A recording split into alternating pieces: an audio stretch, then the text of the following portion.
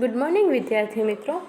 સામાજિક વિજ્ઞાન ધોરણ 7. તો આપણે પાઠ 6 જોતા હતા, જેનું નામ છે ભક્તિયુગ ધાર્મિક સમુદાયો અને વિચારકો. જેવા આપણે આગળના વિડીયોમાં ઉદ્ભવ અને વિકાસ, તેના સંતો અને તેમની વિચારધારણા વિશે જોઈ ગયા.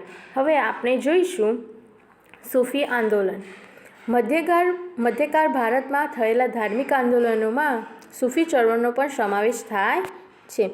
આ ધાર્મિક સામાજિક આંદોલનને હિન્દુ મુસ્લિમ સમન્વયને જન્મ આપ્યો છે.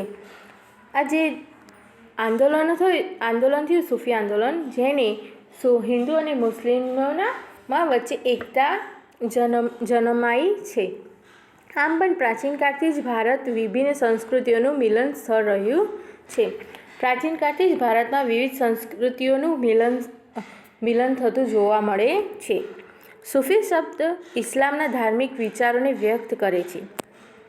તેનો મુખ્ય મત ઈશ્વર અને મનુષ્ય વચ્ચે પ્રેમનો સંબંધ સ્થાપિત કરવાનો છે. આ સૂફી એ આપણે ઈશ્વર અને મનુષ્ય વચ્ચે તે પ્રેમનો સંબંધ બાંધવાનું કામ કરે છે. સૂફી શબ્દ ભારતમાં સૂફી મત ફેલાવનાર મુખ્ય 4 પરંપરાઓ છે. જેમાં પહેલી છે ચિશ્તી, બીજું છે સુહરાવાદી, ત્રીજું છે કાદરી અને ચોથું છે નક્શબંધી. તો આપણને પરીક્ષામાં પૂછાઈ શકે છે કે ભારતમાં સૂફી મત ફેલાવનારી પરંપરા કેટલી છે અને કઈ કઈ? તો તેની મુખ્ય 4 પરંપરા છે. સૂફી આંદોલનમાં ચિશ્તી અને સુહરાવર્દી પરંપરા ખૂબ જ લોકપ્રિય બની હતી. બગદાદના શિયાબુદ્દીન સુહરાવર્દી પરંપરાની સ્થાપના કરી હતી. તો મને પરીક્ષામાં પૂછાઈ શકે છે કે સુહરાવર્દીના પરંપરાની સ્થાપના કોણે કરી હતી? તો બગદાદના શિયાબુદ્દીને. અજમેરમાં મોઇનુદ્દીન ચિશ્તીએ ચિશ્તી પરંપરાની સ્થાપના કરી હતી, જે આજે પણ કોમી એકતાઓનું ઉત્તમ ઉદાહરણ છે. તેમના મૃત્યુ બાદ તેઓ એક સૂફી સંત તરીકે બહુ જ ખ્યાતિ પામ્યા હતા. મોઇનુદ્દીન ચિશ્તી સિવાય કુતુબુદ્દીન બખ્તિયાર, બાબા ફિરોઝુદ્દીન ગંજે શક્કર, નિઝામુદ્દીન ઔલિયા, ખ્વાજા બકીર બિલ્હા અને શેખ અહમદ સિરહદી મુખ્ય હતા. દક્ષિણ ભારતમાં શેખ બુરહુદ્દીન ગરીબ લોકપ્રિય ચિશ્તી સંત હતા.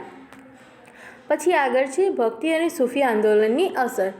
ભક્તિ અને સૂફી આંદોલનના સંતો, આચાર્યો, વિચારકો, ચિશ્તીઓ સંતો વગેરેના ઉપદેશથી સમાજમાં બહારના આડંબરો, ઊંચ નીચના ભેદ, વહેમો, અંધશ્રદ્ધા અને અનેક કુરિવાજો પર અસર થઈ.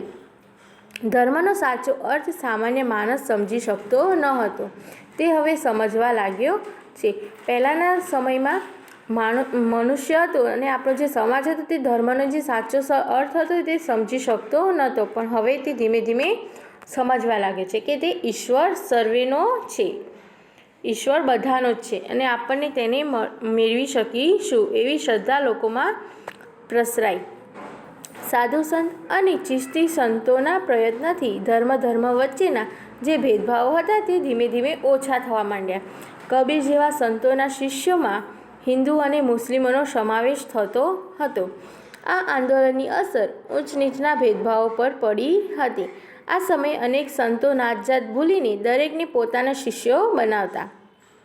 મીરાબાઈ, રેદાસ, રસખાન વગેરે તેના ઉત્તમ ઉદાહરણો છે. ગ્વાલિયરના સૈયદ મોહમ્મદ છોસ વિંધ્યાચલના એકાંત સ્થાનોમાં હિન્દુ સંતો સાથે વર્ષો સુધી રહ્યા હતા.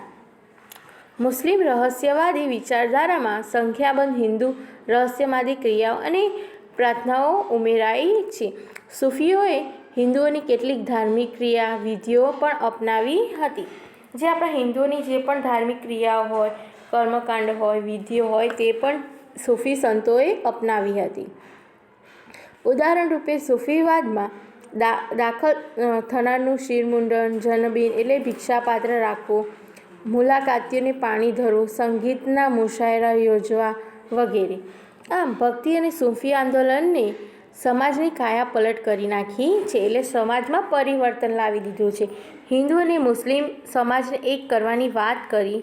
દરેક સંતે સમભાવ, સદાચાર અને ભાઈચારાની પણ વાત કરી છે. આમ પણ ભારત દેશ અનેક સંસ્કૃતિઓ અને ધર્મોનો આશ્રય સ્થાન રહે છે, એટલે કે ભારતમાં અલગ અલગ ભિન્ન ભિન્ન સંસ્કૃતિને અલગ અલગ ધર્મો જોવા મળે છે, જેમાં મધ્યકાલીન સંતોએ પોતાનો સરળ ઉપદેશથી પ્રાણ પૂર્યા છે. તો મિત્રો, અહીંયા આ પાઠ છે પૂર્ણ થાય છે. તો તમારે તેનું સ્વાધ્યાય લખી લેવું.